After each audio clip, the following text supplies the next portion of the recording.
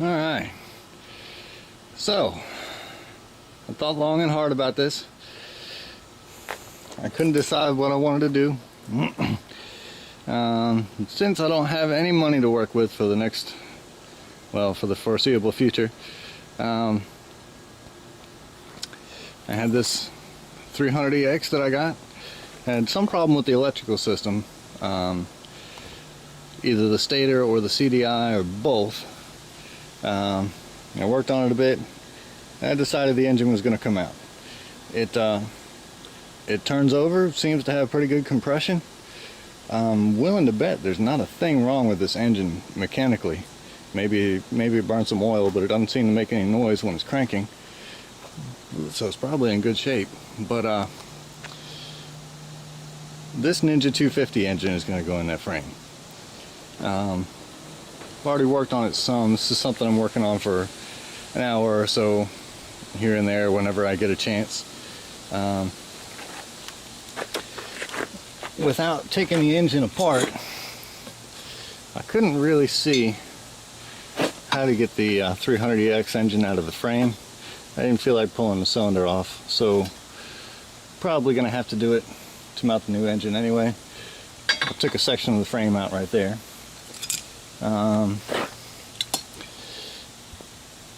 The front lower motor mount came off the frame. That's all complete. Maybe I can reuse some of that. And then that engine mount might get reused. I'm using the level clamp to the sprocket to help me make sure the front sprocket stays aligned. And if I use that mount, it looks like the sprocket's going to be over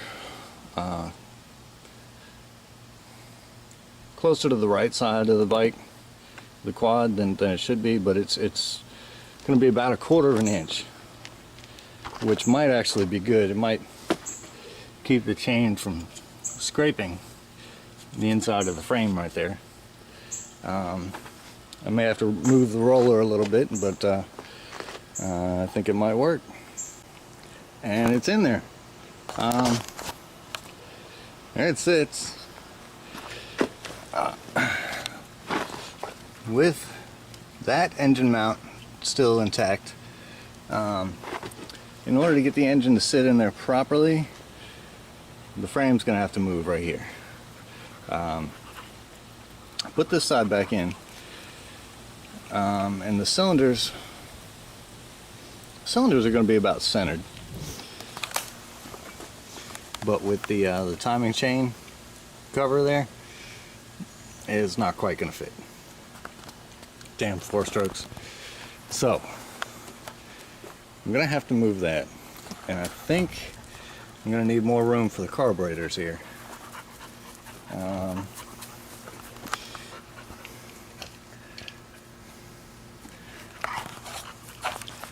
let you see what it looks like inside here. I don't know if you can see in there. No, it's too dark.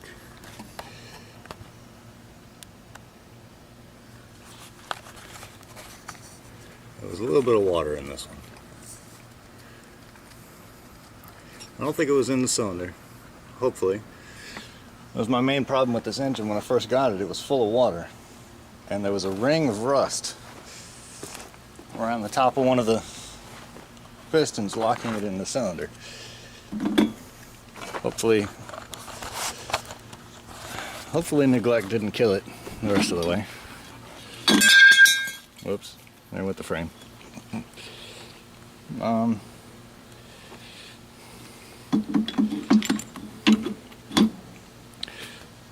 Yeah, they don't quite fit.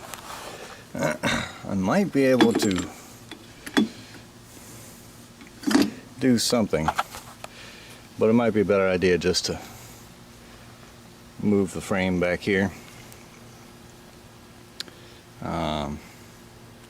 Maybe take a slice right there, leave this, bend the whole piece over a little bit, and use another piece to make up there. I don't know, we'll see. I was able to use the lower engine mount on that one. The one on the other side was too close. for this engine case to fit in between. The top one doesn't quite line up. I had to shorten the boot on the carburetor to, or carburetors, there's two of them, to get them to fit in there.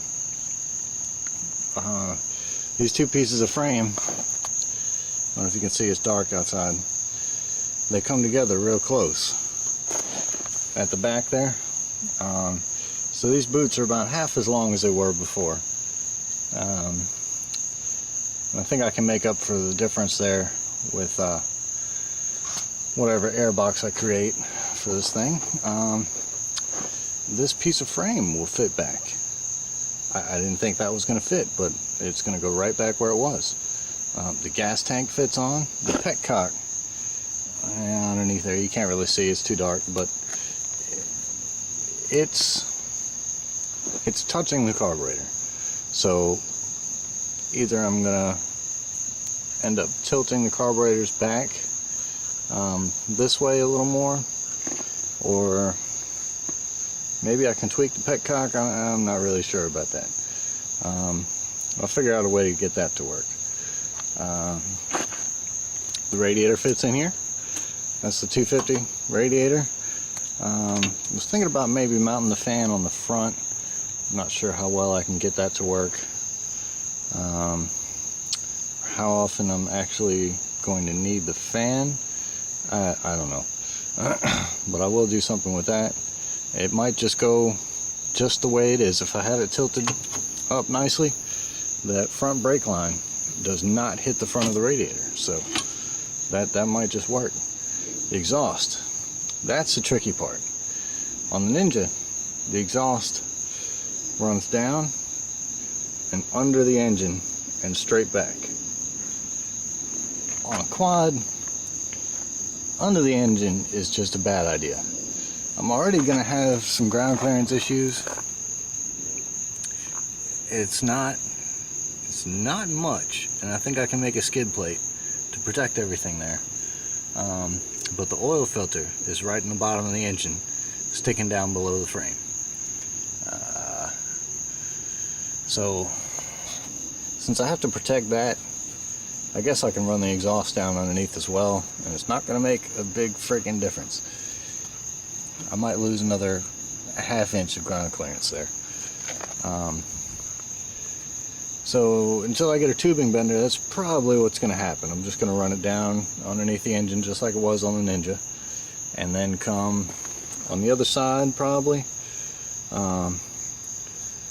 come backing out with it. I haven't decided yet if I'm going to mate the two pipes together with a collector and use one exhaust silencer, or if I have two on there. One would obviously weigh less, and that's definitely an issue when you only have so much horsepower to work with. I'm thinking I might just do that. Two would be kind of cool. One would be more functional. I took the clutch cable off of the Ninja, and it goes right in here. I think I'm going to end up using that. Throttle cable off of the Ninja. No, the Honda throttle cable is in here. The one that came on the TRX. And I guess that's about it for now.